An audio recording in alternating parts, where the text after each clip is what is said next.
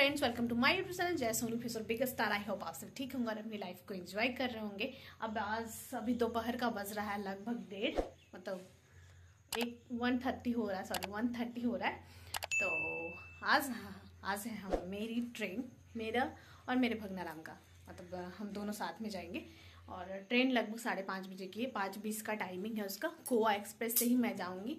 और आज है 10 अप्रैल, हाँ 10 अप्रैल है और आज ही हमारी ट्रेन है। तो उसके लिए मैंने पैकिंग वैकिंग कर लिया है।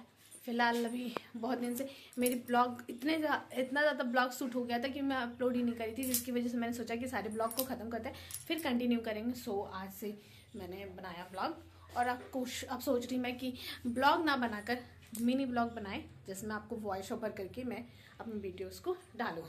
चलो दिखाती हूँ पैकिंग। घर का सारा काम निपटा लिया और मैं भी खा ली।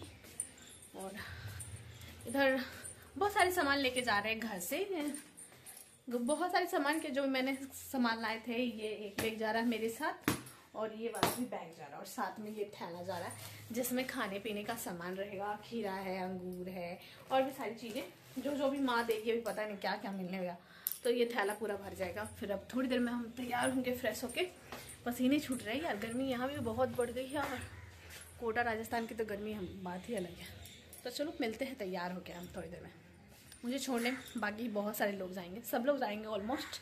दी जाएंगी, मतलब मेरी जेठानी, मेरी ननद, उनके बच्चे और मेरी सिस्टर भी शायद स्टेशन पे मिलने आए। तो चलो चलते हैं।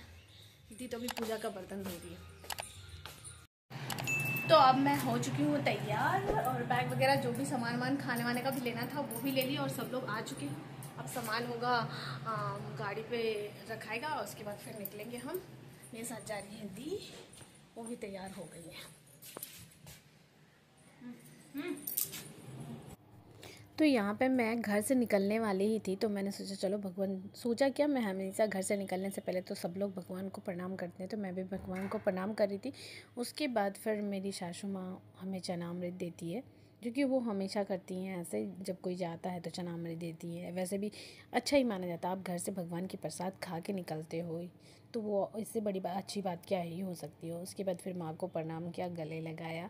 और साथ ही साथ इस दिन मेरी एक ननद भी आई हुई थी, उनका भी नाम सोनी है। तो उनका बेबी के साथ भी थोड़ा सा सोची टाइम स्पेंड करना चाह रही थी, बट इतना टाइम था नहीं। बट हम लोग बहुत देर तक बात किए थे और उसके बाद फिर मिल के उनसे भी मैं मिली, उनके बाबू से भी मिली और उनसे गला मिलकर फिर हम लोग वहाँ से निकलते हैं। बिकॉज़ और सब लोग तो साथ ही में ही जा रहे थे, मेरी ननद दी मतलब साथ में जा रहे थे। बट मौसम उस दिन का बहुत बिगड़ा हुआ था।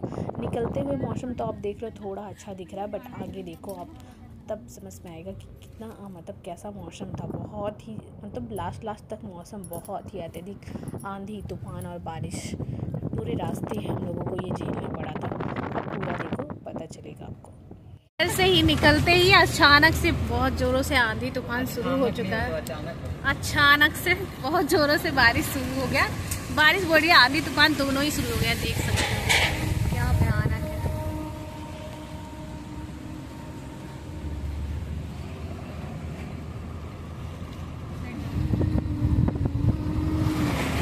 इधर भी यदि कम नहीं है।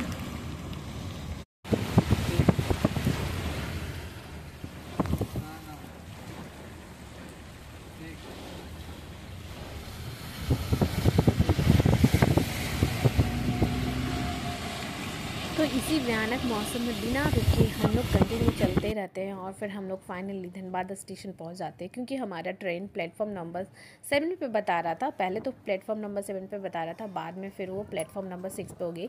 इसलिए क्योंकि धनबाद स्टेशन में क्या है, प्लेटफॉर्म नंबर अगर 7 पे आप जाते हो तो वो साइड में है, और अगर आप 6 पे जाते हो तो 6 और 7 दोनों आप कवर कर सकते हो। तो कभी कभी क्या होता है, अचानक से ट्रेन का जो मतलब प्लेटफॉर्म वो चेंज हो जाता है। और ऐसे ही हुआ, पहले 7 पे शो कर रहा था और अचानक से मैंने देखा कि 6 पे शो कर रहा है। तो इसकी वजह से फिर हमें दिक्कत ना हो इसलिए पहले ही हम लोग उस पे आ चुके थे। बट फिर से पता चलता है नहीं 7 पे ही आ रही है ट्रेन। तो हम लोग फिर 7 पे, इस प्लेटफॉर्म नंबर 7 पे ही हमारा ट्रेन आ गया था, गोवा एक्सप्रेस। और हमारी जो मतलब, और उस समय बारिश की वजह से जो डिस्प्ले शो करता है ना कि आपका कोच कहाँ पे लगेगा, तो हमारा तो B5 था। कोच, तो हम सोचे थे डिस्प्ले कर देगा तो हम आराम से जाके उसी पोजीशन पे खड़े हो जाएंगे। और बारिश भी हो रही थी जिसकी वजह से आप ऐसी जगह पे खुली जगह पे खड़ा नहीं रह सकते थे। तो हमें क्या, जैसे ट्रेन आई मैंने देखा तो B6 पास में आ गया, लेकिन अब हमें B5 के लिए पूरा सारा लगेज, हम लोगों के पास पूरा 8 लगेज था और दौड़ कर जाना पड़ा। और ट्रेन आ चुकी थी। फिर सारा लगेज को मैं जब तक अंदर की ट्रेन खुल गया, इट मीन्स लगेज को रखने में ही मेरा सारा टाइम चला गया और मैं किसी से फिर से मिल नहीं पाई। इस बार ना अच्छे से किसी को गुड बाय नहीं बोल पाई। और फिर हम डायरेक्टली उस दिन, जिस दिन चढ़ती हूँ मैं, उस दिन कोई ब्लॉग नहीं लेती और उस दिन की सुबह की ब्लॉग है। सुबह उठती हूँ, फिर थोड़े बहुत हम लोग खाते पीते हैं। सबसे पहले उठते ही मेरे भंगनाराम बोलते कि मामी हम समोसा पकौड़े खाएंगे, तो मैंने बोला ठीक है ले आती हूँ। और फिर हम दोनों ने, मामी भंगना ने समोसे पकौड़े खाए। और फिर मौसम मतलब दोपहर हो चुका था और हमारा जो सीट था वो मिडिल और अपर था, मिडिल और अपर बर्थ था, जिसकी वजह से मुझे थोड़ी सी दिक्कत हो रही थी। बट जो नीचे वाले अंकल थे हमारे इर्द गिर्द, पता है पूरे पुलिस वाले ही स्टाफ थे। एक तो सब इंस्पेक्टर था, एक SI थे अंकल लोग, और एक और कोई पुलिस के पोस्ट पे ही थे, मुझे नहीं पता। फिर हम लोगों ने खाना खाया जो हम लोग घर से ले गए थे, पराठा भुजिया, बट अंकल लोगों ने भी लिट्टी दिया। फिर मैं चली गई अपने सीट पे मिडिल, जो कि मेरा था, और अपर पे मैंने भंगनाराम को रखा था क्योंकि मुझे ठंड थोड़ा ज़्यादा लगता है, तो मैं मिडिल पे रहना ही ठीक लगा मुझे।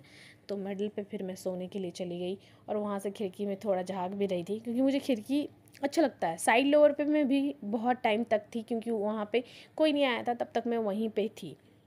और फिर अपने सीट पे थोड़ी देर के लिए सो गई। फिर शाम हो जाता है हमारा, और फिर उठ के थोड़ा मतलब इधर उधर देखती हूँ। मैं उठ तो जाती हूँ कुछ ऐसे भी। अगर आप AC कोच में रहते हो तो आपको तो बहुत कम ही कुछ बेचने वाला था। वैसे थर्ड AC में नॉर्मल सब कुछ आ ही जाता है पानी वाले, लेकिन पानी वाले तो हद ही, बहुत लेट से आए थे।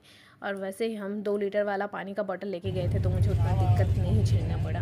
और फिर उठते ही फिर से मेरे भंगनाराम ने बोला मामी कुछ खाने का मन है, तो मैं उनके लिए पोहा और समोसा लेकर आई। मुझे ट्रेन में समोसा वगैरह उतना पसंद नहीं है, हाँ, और फ्रूट वगैरह मैं खा सकती हूँ और भी चीज़ें जो घर का होता है तो वो खा सकती हूँ, लेकिन वो समोसे वगैरह पसंद नहीं, इसलिए उनको ला के दे दिया, बोली आप ही खाओ।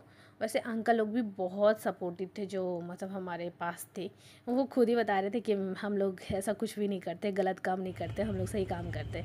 और फिर हमारा टाइम आ जाता है उतरने का, मैं सारा लगेज बाहर निकाल लेती हूँ जो मेरा था। और देख सकते हो चढ़ी थी तब मेरी हुलिया कैसी थी और उतरने वाली हूँ तब मेरा हुलिया कैसा है। वैसे यहाँ पे पहले से ही दीपू बाबू और मेरे भाइयों जो यहाँ पे रहते हैं वो हम लोगों को लेने आ चुके थे। अब देखो सारा लगेज यहाँ पे मिरर में मैं खुद को ही देख के खुश हो रही है और सारा लगेज काउंट कर रही थी, जितना मैं लेके आई थी उतना तो है ना।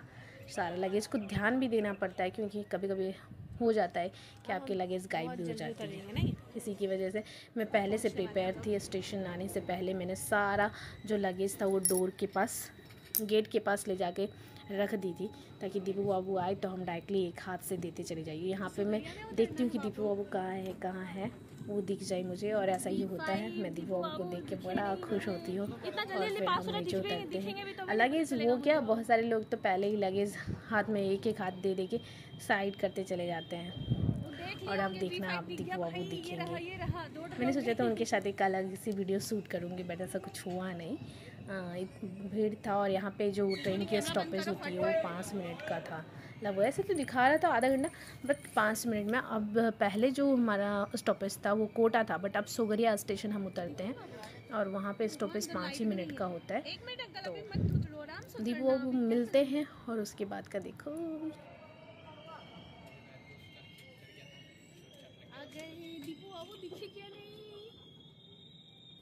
यहाँ पे मैं सारा लगेज उतारने के बाद फिर दीपू बाबू से मिलती हूँ। सारा लगेज, वैसे लगेज उतारने में बहुत टाइम नहीं लगता, फटाफट उतर जाते हैं क्योंकि बहुत सारे लोगों को उतरना होता है। तो सारा लोग पहले क्या करते हैं, मेरे ही लगेज को क्लियर कर देते हैं। और उधर से 2 लोग रहते हैं, एक तो दीपू बाबू। तो हम लोग पहुँच गए हैं सोगरिया स्टेशन। शीतल पेयजल का बोर्ड लगा हुआ यहाँ पे, नमल छिपड़ा है। देखो कितने हो गए आप यार, और काले भी हो गए। हाँ तो क्या तुम्हारे ऊपर ही तो लगाऊंगी मैं, किसके ऊपर लगाऊंगी? ऐसे आए थे। नहीं ऐसा नहीं है। अरे बंद कीजिए ना यार, आपको कौन दिखा? और नवल फिर तो वो दोनों फटाफट सारे लगेज को नीचे उतार देते। फिर मैं दीपू बाबू से मिलती हूँ, थोड़ी बहुत बातें करती हूँ और थोड़ा देख के अजीब सा लगता है कि वो कितने पतले दुबले से हो जाते हैं। मैं यहाँ बोलती भी हूँ और हम लोगों को लेने के लिए 2-2 बाइक आया हुआ होता है। 8 लगेज के लिए 2 बाइक इनफ होता है, हम लोग आराम से आ जाते हैं। थोड़ी बहुत ट्रॉली वगैरह होता है तो उसमें थोड़ा सा दिक्कत होता है, बट हम लोग सारा लगेज लेकर एक साथ फिर चल पड़ते हैं अपने घर की ओर और पहुँच जाते हैं रूम। तो गाइज हम पहुंच चुके हैं रूम, स्टेशन से आ गए रूम, सारा लगेज रख दिया। रूम का हुलिया बिगड़ा हुआ है, भले दीपू बाबू पहले आ गए थे लेकिन रूम बहुत ही मुझे गंदा दिख रहा है और साथ में किचन तो और ही गंदा दिख रहा है।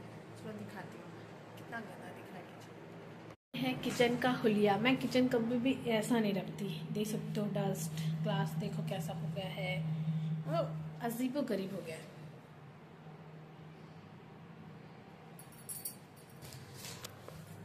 तो आज की ब्लॉग को यही पेंट करते हैं। देखते हो वीडियोस को लाइक से सब्सक्राइब करना बिल्कुल ना भूलें। Thanks for watching, bye bye.